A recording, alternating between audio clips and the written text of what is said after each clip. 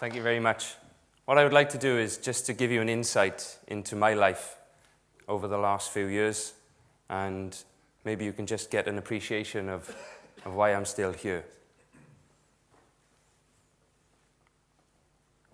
Okay, my story and my presentation is entitled, When You Have a Dream, Never Give Up, because you never know what tomorrow is going to bring.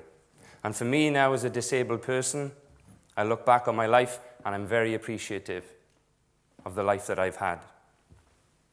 I'd like to take you back to 2009, when, as you can see, this was my Daniel Craig impression. But life was great. For me, full-time job, nice company car, racing triathlon regularly, canoeing. But my passion was paragliding. And when you get that Peter Pan moment as a paragliding pilot, there is, in my eyes, there is nothing like it. Unfortunately, as you can see, this is me here.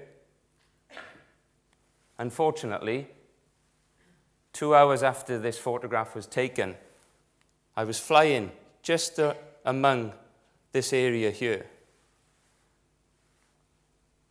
when my life changed in a matter of seconds. And what actually happened, I flew into what we call a crosswind, which is almost like black ice in the air, that you can't see it, you can't feel it, you can't touch it, but it's there. And what happens when you actually fly into a crosswind is that your canopy actually collapses. Now, for me, flying at 40 feet above the ground, as you can imagine, was a very, very scary moment indeed.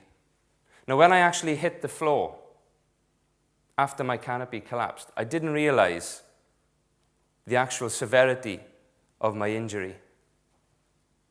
But to add insult to injury, when I actually hit the floor from about 40 feet, which was quite traumatic in itself, the canopy actually reinflated and dragged me for almost 80 meters. So this experience of being in a washing machine and just being tumbling and being smashed to the floor was just an horrific experience for me. It really was.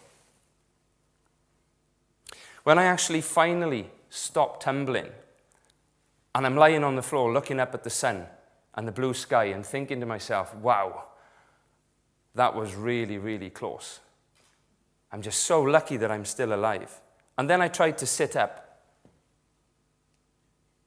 And I thought, why can't I sit up?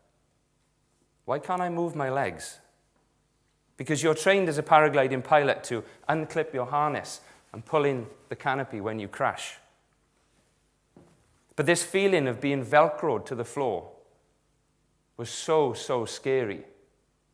And they say that life begins at 40, and it really did for me. So this feeling of lying on the floor while the paragliding pilots came down to my rescue